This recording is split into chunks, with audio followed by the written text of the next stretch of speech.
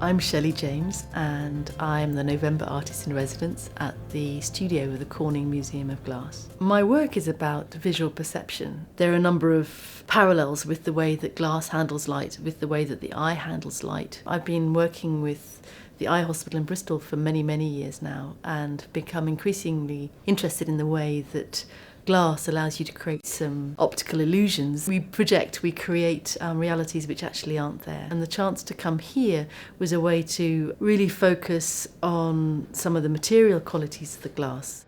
I didn't get an art qualification at school, so I left home and went to live in France and worked as an illustrator, which led to work in branding. As part of my work in corporate identity, I'd become very interested in the way that appearance and experience are very different sometimes. One of the reasons that I stopped my corporate life was that I had a couple of cycle accidents and I had to retrain my brain. I started to use some scans of my own brain and started to embed scans of the brain inside glass. And I made a series of images. In the process, they became more and more abstract. But I realised that the tipping point between them being figurative and them being abstract had something to do with the gaze, whether you could see my eyes in them. Being someone who'd worked with sort of images for so long, I was astounded to realise how little I knew about how we get images. To be able to work with such skilled people here has been fantastic. I'm not a glass blower myself, and so that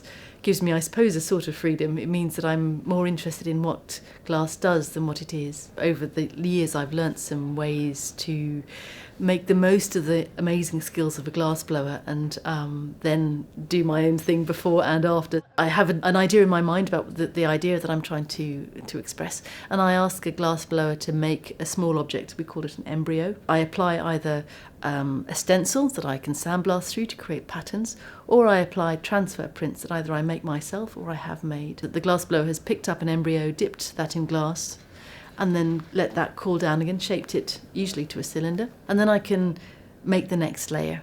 And then we pick that up and dip that and let it cool down again. So an object builds up over time. And then I take that object and I will cut it and polish it and perhaps install it with light. Because of the quality of the cold working here, I've been able to make, and I'm in the process of making some much more complex laminated things using an epoxy. So I'm actually making a hypercube and a six-fold symmetrical object, which I couldn't have made anywhere else. This month at the studio has just been amazing for me. I've just been able to just get on with my work with so much help and support, to have the freedom to see what it does next without any kind of pressure at all, except to just be a respectful member of this community, which is a pleasure. Elsewhere, certainly in London, it can feel quite a solitary activity, and here you really feel as if everybody else is doing it, and that's really great.